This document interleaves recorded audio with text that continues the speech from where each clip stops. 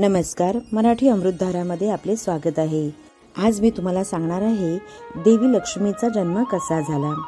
देवाने राक्षसांच्या मदतीने अमृत प्राप्त करण्यासाठी समुद्र मंथन केले। बरीच वर्षे चाललेल्या या समुद्र मंथनातून सर्वप्रथम विष प्रकट झाले। या विषाच्या ज्वाला एवढ्या तीव्र होत्या की त्यामुळे तिन्ही लोकात हाहाकार माजला। तेव्हा शंकर देवाने त्या ज्वाला आपल्या कंठात धारण केल्या। मंथनात 14 रत्ने प्राप्त झाली होती। त्यामध्ये श्रीरंभा, विष, वरुण, अमृत, शंख, धेनू, गजराज, धनु, कल्पवृक्ष, धन्वंतरी, शशी, बाज आणि मणी त्यापैकी एका रत्नाच्या रूपात लक्ष्मीचा जन्म झाला।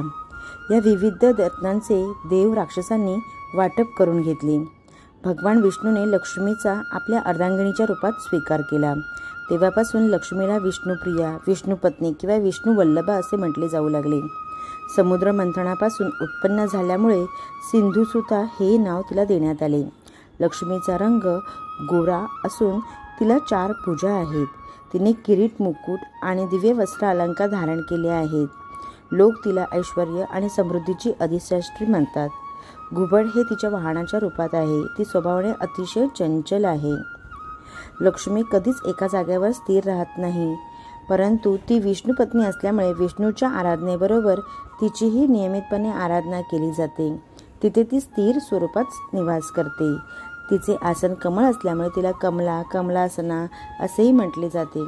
कार्तिक कृष्ण अमावास्येला म्हणजेच दीपावलीच्या रात्री महालक्ष्मीची विशेष पूजा केली जाते। या दिवशी लक्ष्मी विशेष रूपात विश्वभ्रमणासाठी निघते। महालक्ष्मीची उपासना केल्यामुळे दुःख, दारिद्र्यापासून मुक्ती मिळून ऐश्वर्य प्राप्त होते। माहिती आवडली असेल तर व्हिडिओला लाईक करा, शेअर करा आणि आमच्या चॅनलला सबस्क्राईब करा। मराठी अमृतधारा।